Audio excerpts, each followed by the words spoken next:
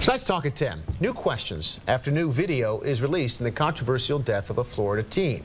George Zimmerman told police that he shot 17-year-old Trayvon Martin in self-defense after the teen banged Zimmerman's head several times against the sidewalk. ABC News aired surveillance video of Zimmerman being taken out of a police car. There he is in handcuffs. No sign of injury.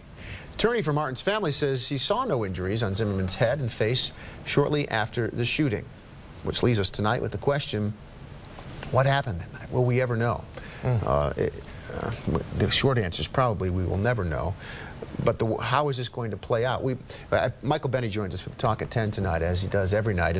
And I already posed this question on Facebook tonight to try to at least generate some discussion. What are we learning from this case? Are we just revealing our nation for what it is, that there are these divides racially and culturally where people see one thing happen and then the person next to them sees it in a different light? Or are we learning something that then can be turned into progress where the other side sees the way the other side looks at it? And we're decades, we may be generations away from that. So that's my short answer to that. Yeah. I'm not even sure that we're learning new factual things to come out of Sanford, Florida. That video is grainy. I studied it. We had it on last night at 11. It came out very late. It was all over television all day today. I sort of squint my eyes looking at it. I mean, I don't know. But that's about as crisp of a security camera as I've ever seen, actually. I don't think it actually is all that grainy. Well, I mean, you don't see any sign of injury, but again, that's not a close inspection. It's not something you could. Would I swear on my life that that guy's not injured in some way? No, absolutely not. So what does it? So what does it tell us? It tells us that it is enraging the family of this teenager and all of their supporters, who at this hour number in the hundreds of thousands. Right, and whose minds will not be changed by no matter what, by anything. Let's listen to Zimmerman's attorney and his view of this video. The video is very grainy, and I'm not sure that it has, as far as being able to see the injuries that were recently sustained and then later cleaned up from, clearly if the report shows he was cleaned up before he was taken in the squad car. The other piece of evidence, or the other piece of information, I guess, evidence is probably not even the right word, that came out earlier in the week was what was in the police report. The descriptions of the events that took place, which was largely based on Mr. Zimmerman's take on what took place, because there's no Trayvon Martin to interview about this. And initially those reports came out and said, well, Trayvon Martin was attacking him, was punching him, beating him, had injured him in some way.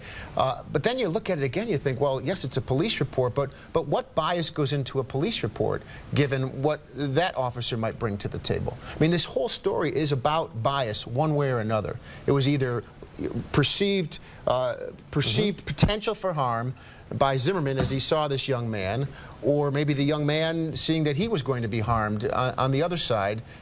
There's all kinds of bias in here. And it's different for each person who looks at it. You're right, and in that moment there was likely bias, and certainly what we've seen explode, and it's been nothing short of an explosion in my mind. I mean, this has become a full-blown racial topic in this country.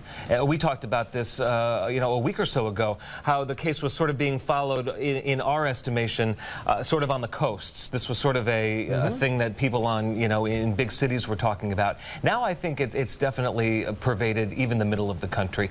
Regular old folks are talking about this, and they're making their mind up about this in an instant, depending on where their bias lies. Right, right. And we're seeing comments on our Facebook page right now. We want to bring those into the discussion here.